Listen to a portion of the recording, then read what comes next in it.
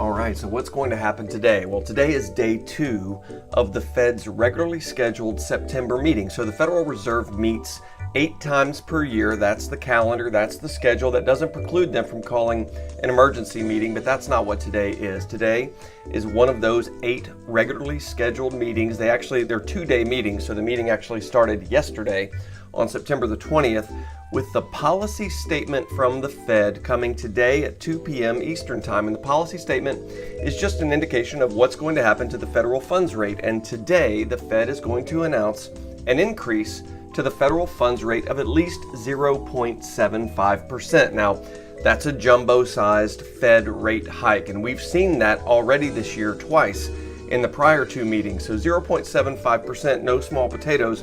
In terms of a Fed funds rate hike, there is a chance, about a 20% chance, futures traders are pricing in that it will not be a 0.75% rate hike, and that the Fed will actually hike rates by 1 full percentage point, 100 basis points. That would be the largest rate hike since 1982. Will mortgage rates go up today? The short answer is no. The Fed funds rate, which the Fed will raise today at 2 p.m., does not impact mortgage rates. In fact, they're very, very different instruments. The Fed funds rate is an overnight lending rate to banks and financial institutions from the Federal Reserve.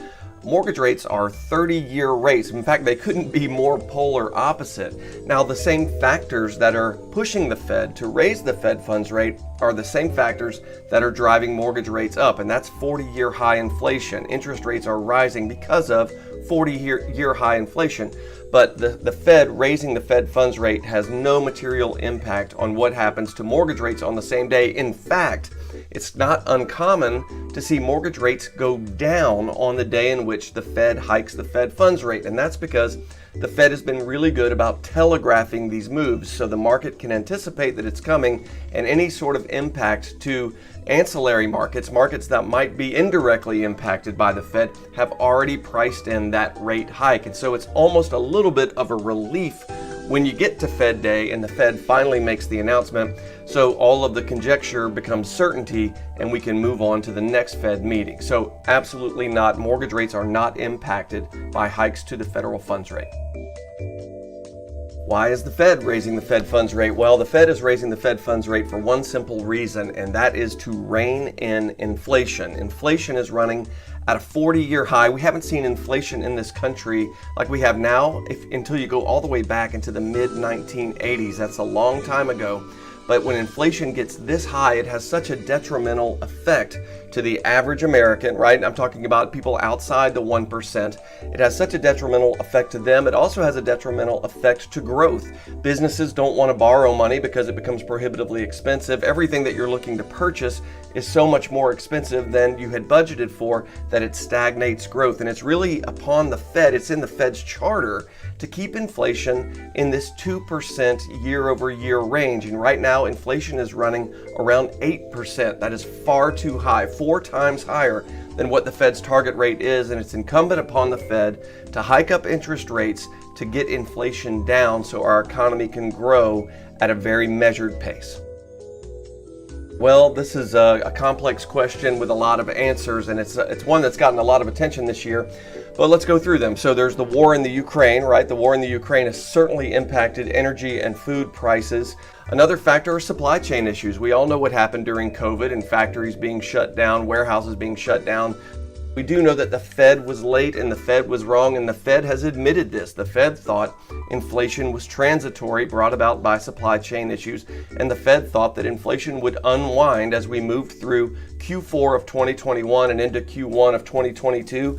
And flat out, they were wrong. And so they got behind the curve in terms of combating inflation. And by the time they've started raising interest rates, inflation is already too high. And that's why they're raising the Fed funds rate in such big chunks right now. It's in an effort to catch up. But the single biggest reason why we have inflation at a 40-year high is the incredible amount of government stimulus rained upon the American people during the pandemic. And some of this certainly well-intentioned, probably all of it well-intentioned. But unfortunately, not a lot of it was thought out in terms of what would be the consequence of, or the consequences of, injecting $5.5 trillion into the money supply. As a matter of fact, I'll show you a quick chart that references something called M1, and M1 is simply the amount of cash circulating in the United States at any given time. And you can see the slow trajectory up as we move throughout the years and the decades in M1 until you get to 2020, and then you can see this vertical line going straight up, and that is thanks to the government stimulus that they were attempting to kickstart the economy. Well, the problem there is once you let the cow out of the barn, it's out of the barn. Once the stimulus is in people's pockets, it's there to stay. You can't take it back. And so all of this incredible amount of money that's been injected into our money supply is having a very detrimental effect on inflation. It's one of those challenges that the Fed is tasked with fixing that the Fed did not necessarily create. Ooh, are rates coming down anytime soon? Boy, I wish the answer to this question was a resounding yes, but it is not. Rates are not coming back down anytime soon. They're certainly not coming back down to all-time lows like we had in 2020 and 2021. That was fun. That was great. I wish that was here to stay, but unfortunately it is not. Given where inflation is and given how persistent and pesky inflation is, interest rates are likely to stay elevated for a prolonged period of time. In other words, through Q4 of this year, certainly through Q1 of next year, certainly as we move into Q2, maybe Q3 and Q4 of 2023, we hope to see interest rates start to moderate, but the odds of interest rates coming back down to 3%, 2.5%, 2.75%, not very likely. I would not hold out hope for that. It's important to note that the average 30-year fixed since the Great Depression, right? Since the Great Depression, almost 100 years ago, the average 30-year fixed has been 6.25%, 6.25%. Matter of fact, when I bought my very first home, my interest rate was 7 7/8, 7.875. I refinanced at 6.5 about 2 or 3 years later and thought I'd landed on the moon. I thought there's no way I'll ever have to refinance again. It's important to have context around what the average 30-year fixed has been since we've begun tracking it since the Great Depression, because what we're really troubled by is not where interest rates are today. We're troubled by how quickly they've gotten there, right? We have such a fresh frame of reference for rates at all-time historic lows, and there's this hope, this sort of confirmation bias that we have that we want to see indicators that tell us rates are going back down to all-time historic lows, and that's really not likely. We shouldn't hold out hope, and we shouldn't stall our plans to move on with our lives in hopes of interest rates going back down to 2.5% to 3% to even 3.5%. It's just not a likely outcome in the short term. It's not a likely outcome in the long term either. Is now a bad time to buy a home? Well, I'm going to rephrase that question to go, is now the right time for me to buy a home? And the answer to that question is, hey, you always have to start with your personal circumstances, right? Let's forget about the market for a second. Let's forget about interest rates for a second, because trying to look into that crystal ball can get very, very confusing. It's always important to ask yourself, hey, what are my circumstances in my life? Am I getting ready to start a family and I need to get in a certain school district? Am I getting married and I can't live in this apartment anymore? We need to find a bigger place. Or am I going through a different phase of life where we're moving to another city and I need to find a different place to live? Or has rent become so prohibitively expensive and I'm not really gaining any generational wealth from just paying rent every month? Do I really need to go ahead and make a change for my future and for my kids' future to start building some sort of wealth outside of a savings account or the stock market? So all of those circumstances have to be evaluated and really should come first. But when you get to the financial part of it, when you get to interest rates and home appreciation, those are really the two factors that we're talking about.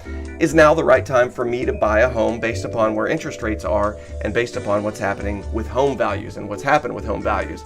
So when we start looking out into the future, we inject the potential for inaccuracy, right? That's true for anyone who tries to forecast anything.